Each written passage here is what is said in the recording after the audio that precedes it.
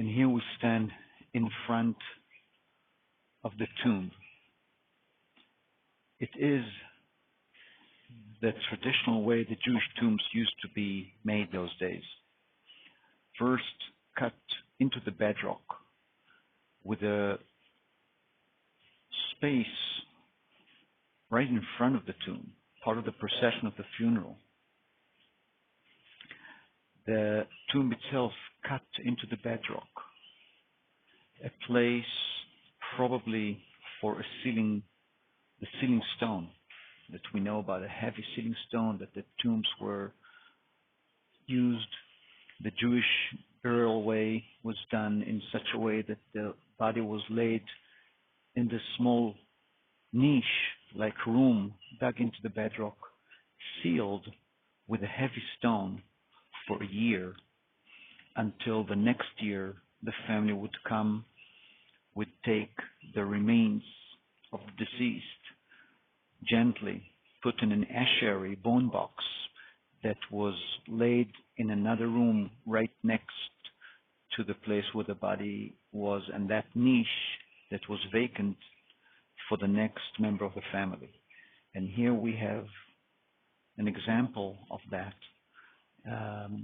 There is a ceiling stone that was put over here. This was not taken from here, but from another tomb, but that's how it was looked like. Let's go down to the tomb itself.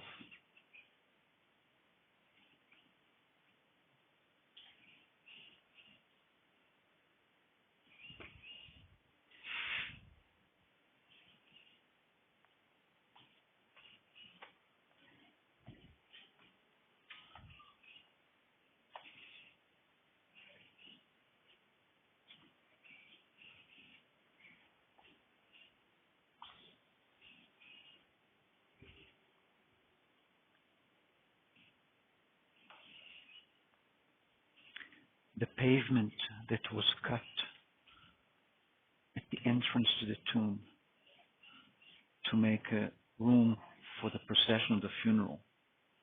Any Jew has to be purified after the burial itself. And we see here, dug underneath us, another water cistern, might be for the use of the ritual wash of the people and the people that were burying the deceased, that has to be right next to the place. The rock was cut, maybe a room for the ceiling stone, heavy stone. Mary, two Marys that are coming 2 days after are worried that won't be able to move the stone, and of course that they see it open and the tomb is empty. He had risen. Later on, there were monks over here that made some signs, probably of even crosses in the bedrock. And the tomb itself, you can see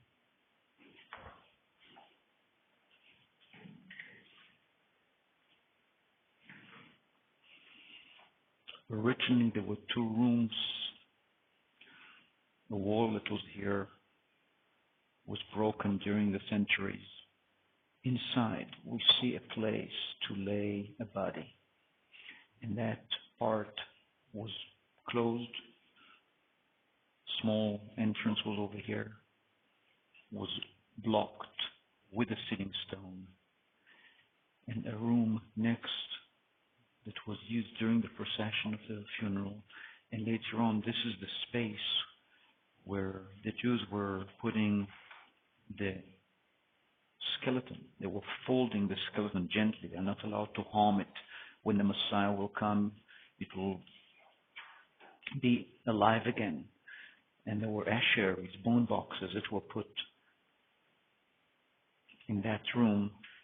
And the niche where the body was laid was free for the next member of the family. As we read in John 19, this is a new tomb.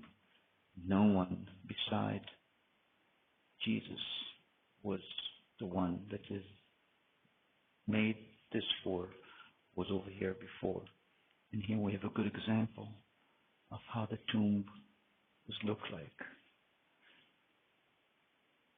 Later on, there were signs that early Christians were here, and this is a replica of what was put here, probably by early monks that were over here. Maybe a sign to the place it was identified until later on the Church of the Holy Sepulchre of today was chosen to be the place. But this place is certainly, with the garden around it, looks so real, and we can get the feeling of what was here 2,000 years ago.